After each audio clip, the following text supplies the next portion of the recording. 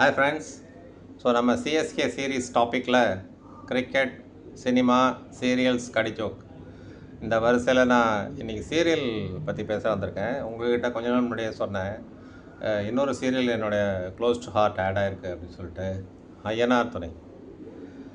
என்ன அழகுங்க, என்ன அழகான ஒரு பிரதர்ஸ் லவ் காமிச்சிருக்காங்க. அதாவது சினிமாலெலாம் வந்து இந்த முக்கோண காதல் கதை அப்படின்னு எடுப்பாங்க. ஒரு பையன் 2 பொண்ணு லவ் பண்ணுறது, இல்லைனா ஒரு பொண்ணை வந்து 2 பையன் லவ் பண்ணுறது, அந்த மாதிரி காமிப்பாங்க. இந்த சீரியலில் வந்து முக்கோண பிரதர்ஸ் லவ் அப்படின்னு ஒரு லவ் காமிச்சிருக்காங்க. என்னென்னா, Cheran, Cholan, Pandiyan 3 brothers. Pallavan is also brother, அவர் ஒரு சைடில் வச்சுக்கலாம். கொஞ்ச நாள் முன்னாடி என்னாச்சு, பாண்டியனுக்கும் அவங்க லவர் வானதிக்கும் வந்து அண்டர்ஸ்டாண்டிங் சரியாக இருக்கா இல்லையா அப்படின்னு செக் பண்ணுறதுக்காக சோழன் வந்து இனிஷியேட்டிவ் எடுத்து பாண்டியனுக்காக போயிட்டு வானதிகிட்ட பேசி அவரோட லவ்வை காமிச்சார். பாண்டியன் வந்து தட் இஸ் சோழன் வந்து பாண்டியன் மேலே இருக்கிற லவ்வை காமிச்சார்.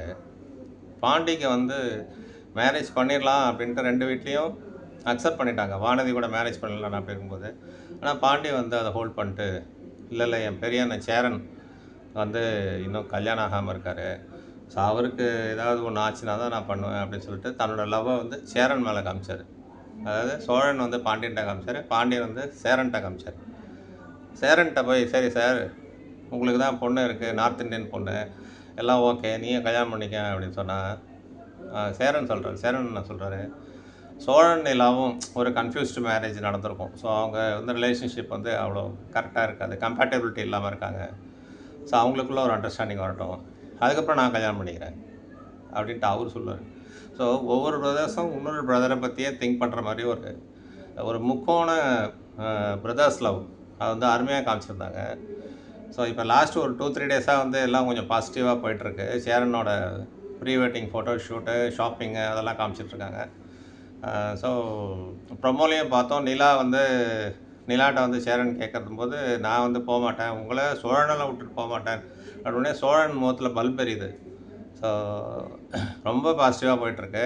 நார்மலாக ஜென்ரலாக விஜய் டிவி சீரியல்ஸ்லாம் எந்த மேரேஜுமே ஒரு குழப்பம் இல்லாமல் நடக்காது, இல்லை மேரேஜ் ஸ்டாப் ஆகிற மாதிரி காமிப்பாங்க. தயவு செஞ்சு டேரக்டர் சார், இந்த தடவை சேரன் அண்ணாவோட மேரேஜ் மட்டும் நிறுத்திடாதீங்க.